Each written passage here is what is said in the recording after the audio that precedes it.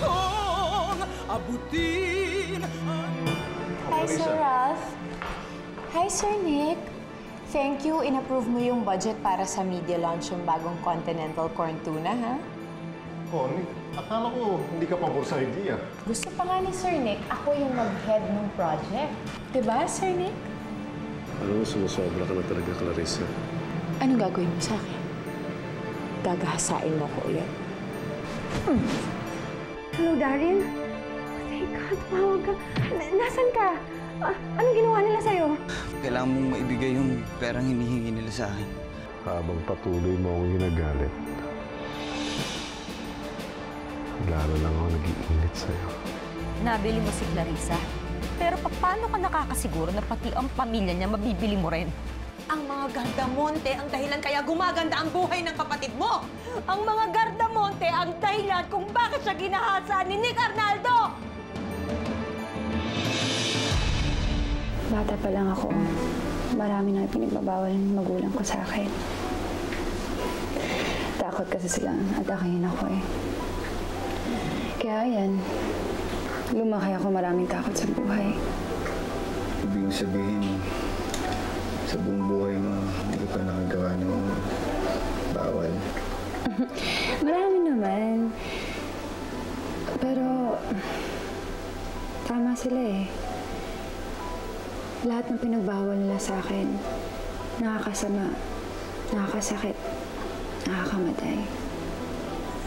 Ako, bawal ako sa'yo. For sure, yun ang sasabihin nila sa'yo. Para sa lahat ng bawal, ikaw lang nagpapasaya sa akin. Eh, paano kung mapahama ka dahil sa akin? I don't care. Ikaw ang kauna-unang lalaki sa buhay ko. Ayoko mawala ka sa akin, Darin.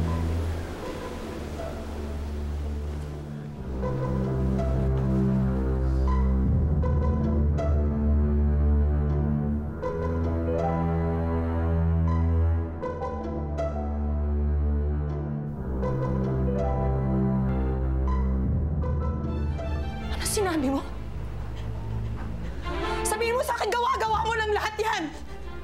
Sabihin mo sa akin na hindi totoo yung sinasabi mo! Ayaw niyang malaman mo na eh. Dahil pinoprotektahan niya ang mga Gardamonte, pinoprotektahan niya ang ambisyon niya at ang kahihiyan niya. Pero di ako nagsisinungaling sa'yo, Nay. Totoo ang sinasabi ko na walang awang ginahasa ni Nick si Clarissa. Diyos ko.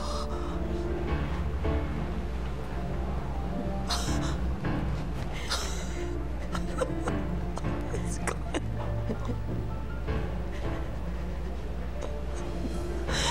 Diyos ko.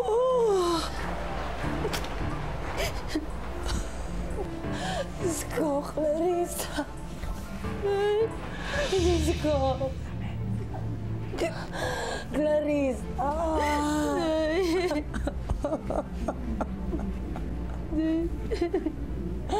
Clarissa. Everything has changed. Pati pagkakaibigan niyo ni Therese nagbago. I'm sure, kapag nalaman ito ni Nati,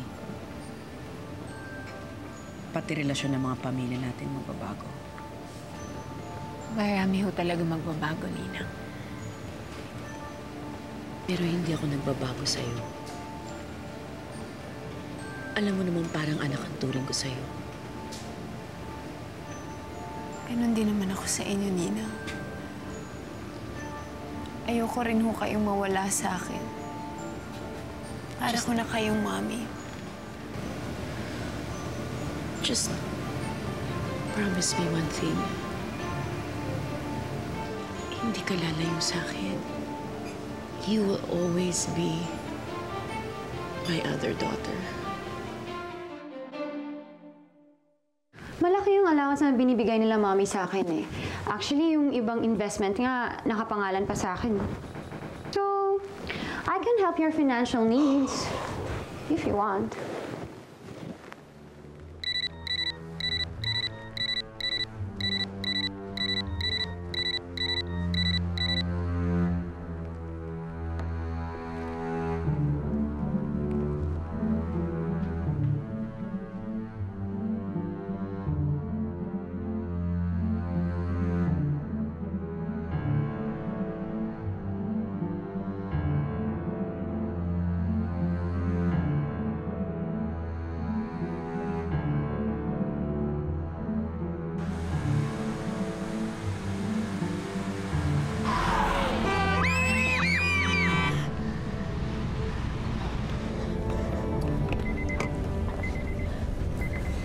ba kasi ang ginagawa ninyo at haharang-harang kayo dyan sa daan?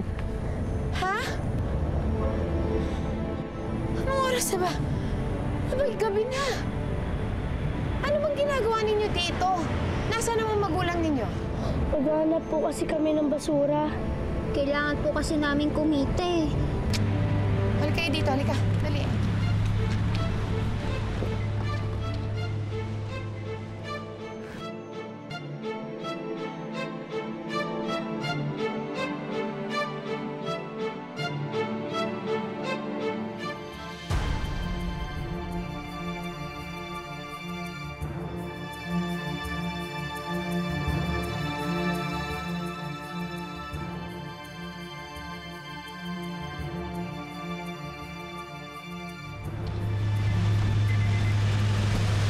Ayan, paghatian niyo yan, tapos bumili kayo ng pagkain at umuwi na kayo sa bahay, ha? Galit po ba kayo? Hindi. Mataray lang po.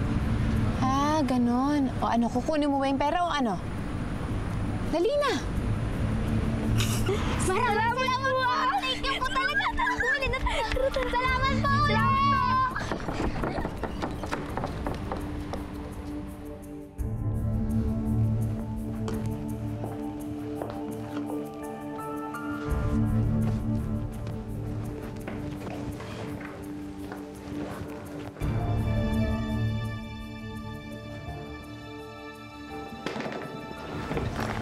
I have to go. Kailangan ko i-meet yung friends ko eh. Ako rin, pauwi na rin ako eh. Okay, so kita na lang tayo lahat. Bye. Daryl, Yeah. wala ba akong goodbye kiss?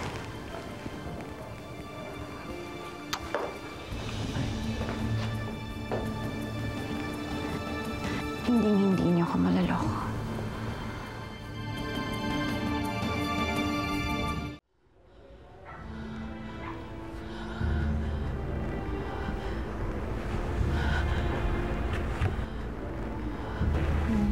Iwan mo ako. Iwan mo ako. Gusto ko mapag-isa.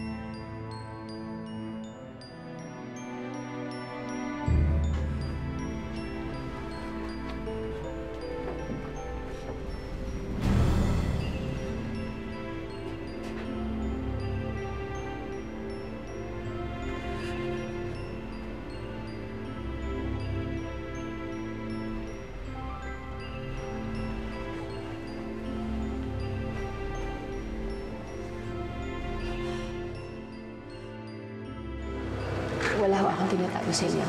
Gusto ko lang makalimutan yung nangyari. Ang mga Gardamonte ang dahilan kung bakit siya ginahasa ni Nick Arnaldo!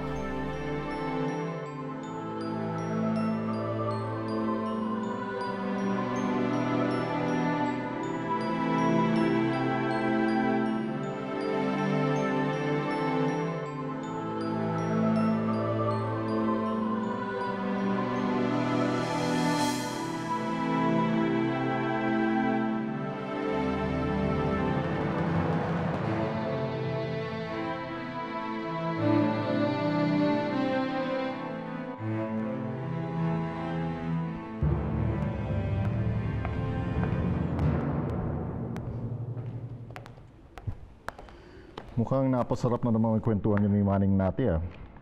Si Clarissa yung kasama ko. Ay, did you tell her kung bakit hindi ako nadalo sa ospital? Cebu Conference. Huwag kang mag-alala. Tuwan-tuwa nga si Maring Nati at umaakit na yung posisyon ni Clarissa sa kumpanya. Alam mo, sobrang impressed ako sa inaanak natin. Kayang-kaya niyang tapatan si Nick. Have you seen Therese? Actually, hindi ko siya nakita mula nang dumating ako. Pwede bang pagsabihan mo nga si Nick kung baka kung saan party na naman dinadala yung anak natin eh. Ralph, can I ask you something? Oo naman. How long can you tolerate Nick?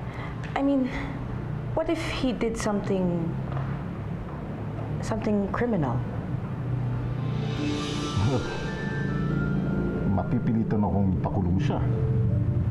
But this is all hypothetical, right? Kahit na kapatid ko siya? Kilala mo naman ako, di ba? Kung anong tama, doon ako. And I love you for it. But, like I was saying, this is all hypothetical, right? Kinakabahan ako pag sinikang pinag-usapan natin eh. Yes, of course it is. Believe me.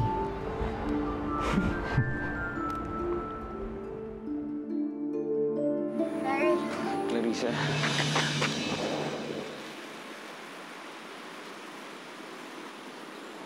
Akala ko hindi ka na darating. Miss na kita. Ano nangyari sa'yo? Wala to.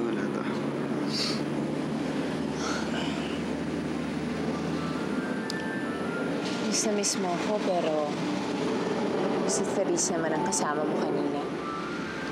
Eh, di ba yun naman yung gusto mo? Si Teresa kasama ko, pero ikaw yung nasa isip ko. Bakit? May nangyari ba sa inyo?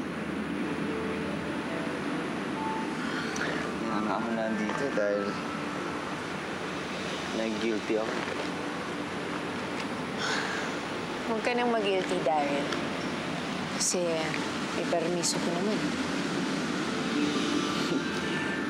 Ganun bang makadali sa'yo, Clarissa? Hindi ka man lang ba nagsiselos o nasasaktan? Para mo naman sinabing wala akong puso. Clarissa, matanong lang kita. Ikaw ba talaga bang mahal mo ako? O talaga sinasabi mo lang na mahal mo ako dahil ginagamit mo ako para makapag-iganti kay Therese? I love you for everything that you are. Walang labis, walang kulang.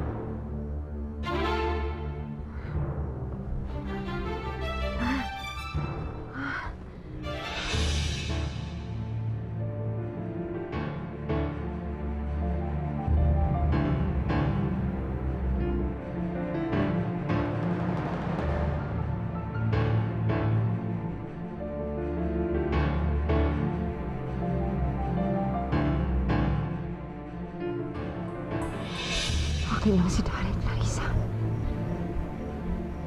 Hindi mo siya maaakaw sa akin.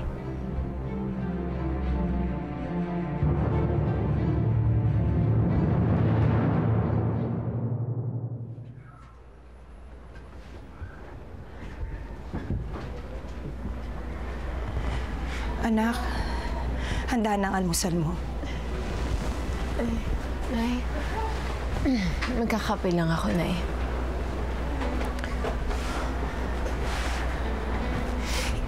Hindi puno ang drum ng tubig sa banyo, kaya nag-igib na rin ako para sa'yo.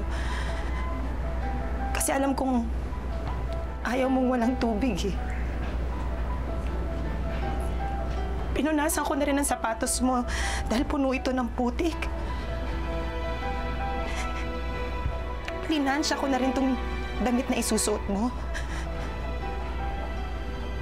Wala na bang gusot?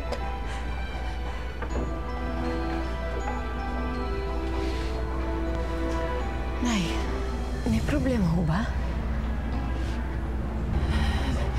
Ito lang kasi ang alam kong paraan para matanggal ko ang putik sa pagkatao mo.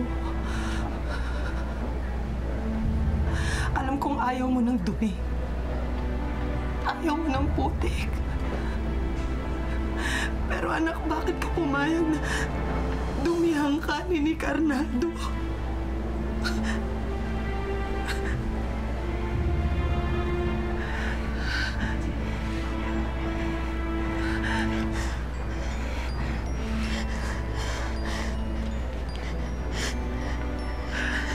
Sinabi din pala ni ate sa inyo.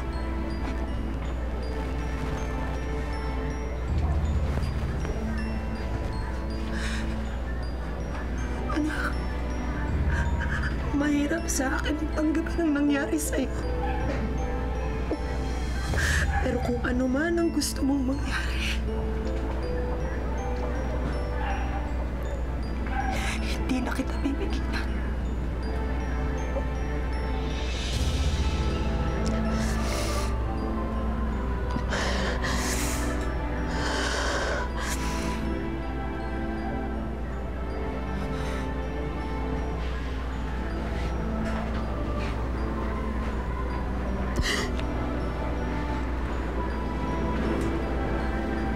Salamat po, Nay.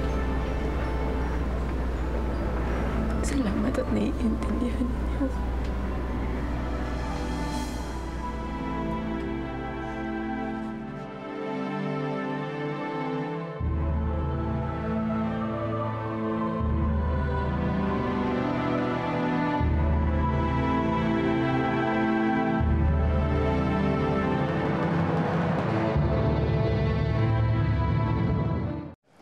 Nako, Sir Nick, feeling boss talaga yung si Clarissa. Kung bang kapagmando ng tao, akala mo isang gardamon.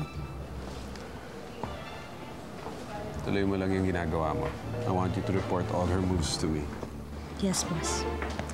Mapapabagsak ko rin yung Clarissa Rosales na yun.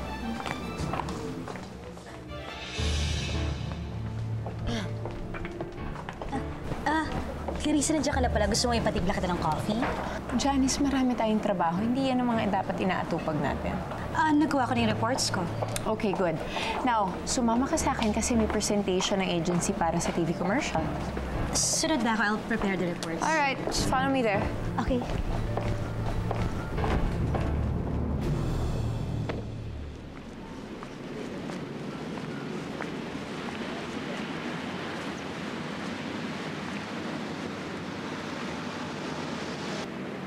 Kasama lang tayo kagabi eh.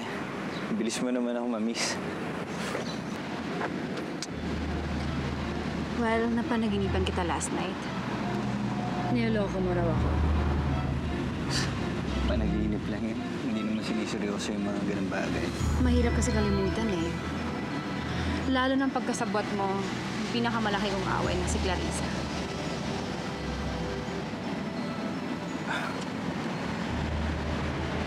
So, ano ang plano mo, Darren? Ano ang plano niyo ni Clarissa? Papahiya ako. Alam mo, Therese, hindi ko talaga alam yung sinasabi mo. Hindi ko maintindihan eh.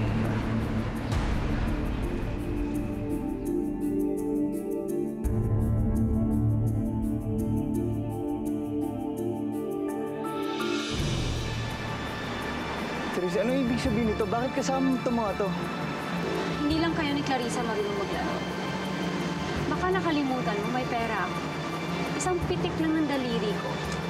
Kaya ko nang bumili ng tao. Therese, nakikisakay lang naman talaga ako kay Clarissa. Sa'yo naman talaga ang kakampi. Talaga? Well, dalawa lang naman ang option mo eh. One, babaliktad ka kay Clarissa. Or two, mamamatay ka. Ngayon, mamili ka.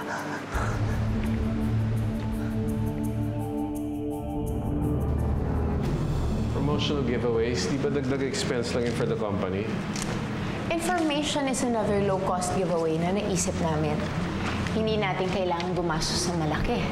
We can have recipes printed out dun sa labels that incorporate our product. Good idea yan. Don't you agree, Nick? Yes, yes. If that idea can attract new customers. Sounds good. You know, I'm very glad nagkakasundo na kayong dalawa.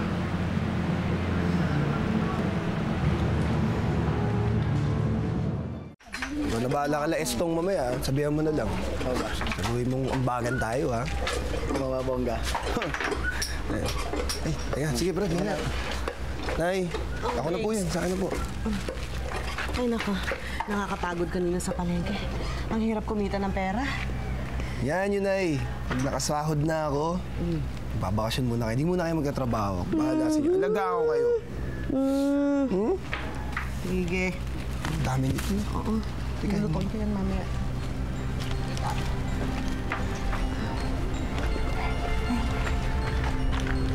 Ang pogi ng kasama mo, Nancy, ah. Co-teacher ko po si Efren. Efren, si Nanay Melly, kumari ni nanay ko. Kumusta po kayo? Naku, Iho, pag niligawan mo itong si Nancy, ang swerte mo. Bait-bait na bata niyan eh. Alam ko po yun. Kaya nga sana po, sagutin na niya ako. Para naman makapamanhikan na ako. Ang bilis mo naman. Ayos yan. Pag nagkaanak kayo, pag nagkatuluyan kayo, sigurado henyo kasi pareho kayong teacher eh, di ba? Talaga. Okay ka lang? Nancy, ayos ka lang? Oo na, nahili lang ako. Alik ka na? Sige po. Sige po. Okay ka lang?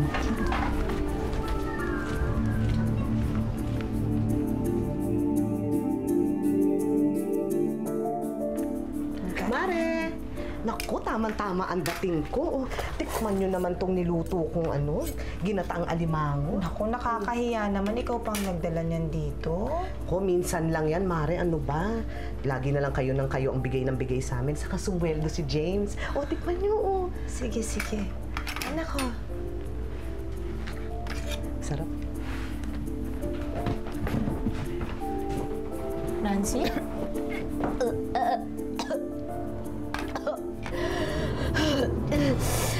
Nancy? Okay ka lang ba? May sakit ka ba? Oo nga, Nancy. Kanina ka pa hapon nahihilo, ah. Kung hindi ko lang alam na wala kang boyfriend, sasabihin ko buntis ka.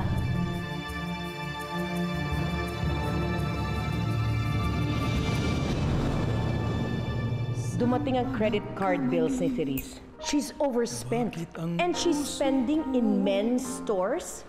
You were with Darren Revilla. Kasi alam ko na ginagamit ka lang ni Darren para paghigantihan niya ang pamilya ninyo. Ginagamit ka lang din niya, tulad ng gusto niyang gawin sa akin.